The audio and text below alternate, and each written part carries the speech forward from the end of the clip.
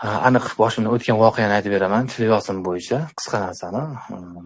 Hammanglar biladigan, ko'pchiliklar taniydigan otamiz marhum Shayx Alovuddin Mansur hazratlari toblari bo'lmadi. Toshkentga keldilar o'sha 2020-yili Toshkentga kelib yangi uchastka olgan paytimda siz o'zingiz kelib mehmonlarni chaqirmadim, qo'shnilarni o'zingiz kelib duo qilib bering deb chaqirganman. Sal mazasi bo'lmay turgan paytida endi otam bir ibrat uchun aytib beryapman bu voqeani sizlarga. Hech qayerda aytilmagan voqea bu. Otam juda ham boshqacha inson edi, boshqa otalardan farqi bor edi. Juda ham lafzli odam edi. Juda ham lafzli odam. Lafzda turadigan inson edi. O'sha Qorasuvda, otam Qorasuvda, men Toshkentdaman. Bir oy oldin va'da qilib qo'yganmiz, chunki dadam vaqtlari kam, juda ham boshqa. Oldindan men aytib qo'yapman dadamga, o'sha 29-sentyabrga shunaqa qilsak bo'ladimi deb oxiri dadam o'zini belgilashi bilan o'sha kunga qildik. O'sha kunga hammani chaqirdim men. Dadamni o'sha tanishlari, o'rtoqlari, shogirdlari, ayniqsa yozuvchilar do'stlari bor edi. Xurshid Davron, Xurshid Do'stmuhammad, Erkin A'zam degan yozuvchilar, o'rtoqlari bor. Ularni chaqirib qo'yyapman hammasini. Xullas o'sha kunga va'dalashdik. Hammaga aytib bo'ldim. Qo'shnilarni chaqirdim, mahallani chaqirdim, yangi uy olganman. Ota-onam kelib birinchi duo qilib bersin, o'shanda chaqiraman hamma deb niyat qilganman. Xullas shunaqa narsa bo'ldi. Keyin endi har kuni gaplashamiz, kunora gaplashib turamiz.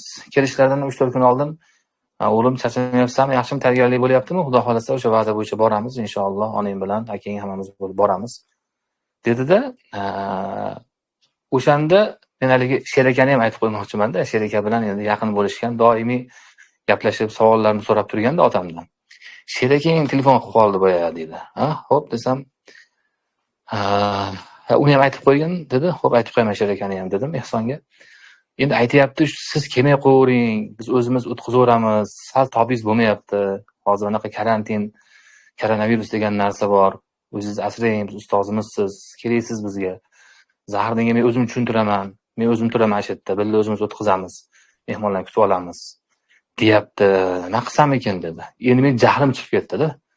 Nimaga u Sheraka aralashadi deb qattiq endi erkasi edim deb bardaman. Nimaga u Sheraka bu yerda unaqa aralashadi o'zicha, aqllilik qiladi. Hammasi yaxshi-ku, nima siz tobingiz yaxshi-ku, alhamdulillah zo'rsiz. Kelsangiz bu yerda yana ko'rinamiz doktorlarga. Unaqa Sheraka o'zini unaqa aqllilik qilavermasin. Aytmay ham qo'ramiz dedim jahlim chiqib Ehsonga. Kerak emas bu odam kelishi. Devordim, hatto jahlim chiqib ketdi nima shunaqa narsa bo'lganiga. Yo'q, xudo xolasa boraman men, yo'q dedim. Boraman deb aytdim, deb shunaqa dedi. Shunaqa qilib keyin kelishdi. Baribir keldi otam. Men bir qancha sifatlarni aytib bermoqchiman. Buni xudo xolasa bir suhbatda aytaman. Alohida otam haqidagi bir suhbat qilyapmiz inshaalloh. O'shanda men aytaman endi bu narsani, lekin sizlar eng birinchi tinglovchi bo'lyapsizlar hozir bu narsani. Birinchi bo'lib sizlarga aytayapman buni.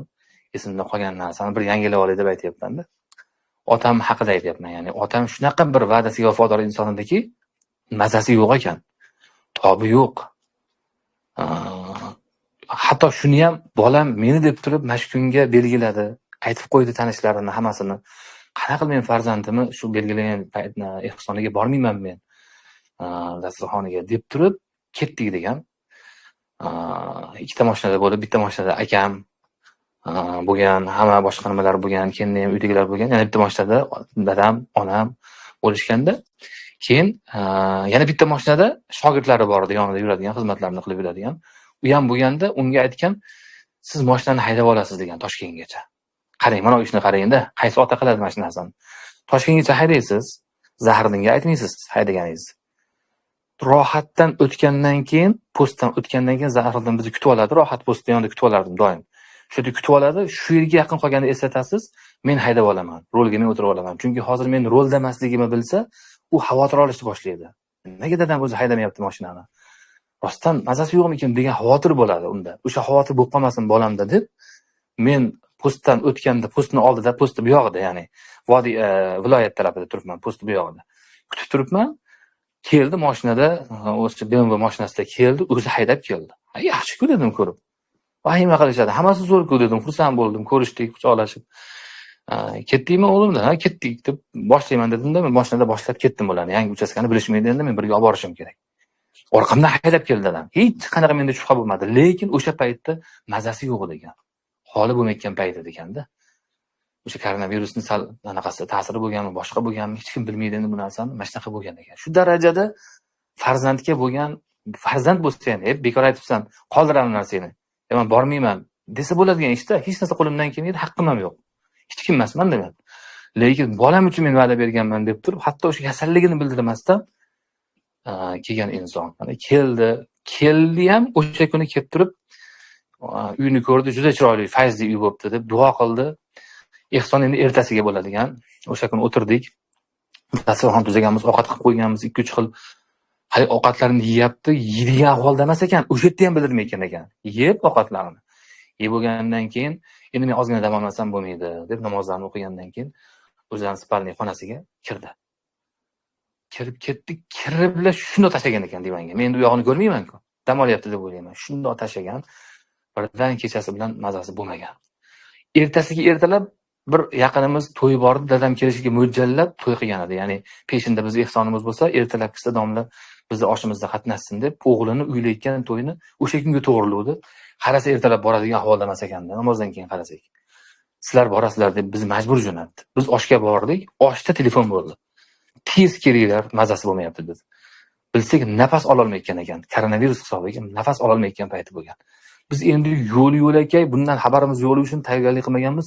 Halinaqa balon bo'lar ekan, o'sha balonni qidiryapmiz biz yo'lda. Yo'l-yo'lakay kelyapmiz. Bu mo'jiza narsalarni aytib bermoqchiman sizlarga. O'sha olimlarning haqiqiy Allohning yaqin insonlarida bo'lishi mumkin bo'lgan hislatlarni men ko'rganman-da. Mana birinchi bo'lib mana shu yerda hozir mana 20 ta odam o'tirgan bo'lsak, sizlar eshityapsizlar hozir. Men yaqinlarim, oilamdan, 2-3 ta og'ayimdan boshqasi eshitmagan bo'lgan. Ya'ni shunaqa ulug' insonlar bo'lar ekan, bular avliyo sifat odamlar bo'lishar ekanki, men bitta ikkita nuqtalarni aytib beray. Balonni u payt unaqa rivojlanmagan, qiyin payt bo'lganmi, topish qiyin, hammaning uyida bo'lmaydi unaqa balon, nafas oldiradigan balon bo'lar ekan-ku. O'sha balonni yarim soatda toptirib olib kelganmiz, o'shanaqagacha. Biz to Yunusoboddan Sergeliga borguncha yo'l-yo'lakay telefon bilan gaplashib, biz o'sha oshdan qaytib uyga borgunimizcha o'sha narsa balon yetib kelgan. Yana haligi eshitilyaptimi? Eshityapmiz, domla aytyapti. Shunaqa bo'lgan.